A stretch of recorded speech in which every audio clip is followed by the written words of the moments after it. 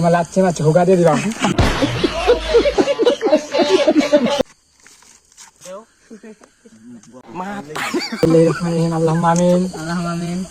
এই যে জিনিসগুলা দেখতেছেন আপনারা, এই জিনিসগুলা যে একটা গাছ ছিল না, এই গাছটা যদি বিচি না ফুটাইতো আল্লাহ, তাহলে কি গাছটা হইতো?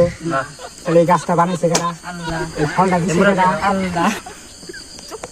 এই গাছের ফল বলিয়া যে প্রত্যেকটা মানুষের হক আছে, কারা জানে? শুধু আল্লাহ। আমরা আল্লাহর কি হই? বান্দা। আল্লাহর বান্দা, আল্লাহর জিনিস খাবো, তাহলে কি কোনো গুনাহ আছে? নাই। আছে গুনাহ? নাই। তাহলে আপনারা জানেন আল্লাহর মাল আল্লাহর বান্দারা খাইতেছে, এতে কোনো গুনাহ নাই। নাই। কিন্তু সকালে যখন ভিডিওটা পোস্ট করবো আমি, তখন কিন্তু পাড়ার মানুষরা বলবো যে এই জিনিসগুলো চুরি করে খাওয়া হয়েছে, এরা লাভ চোর, তোমার লাচ্ছি মাছ হুকা দিয়ে দিলাম।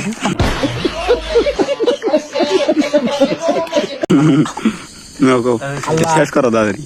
আল্লাহুম্মা আমিন।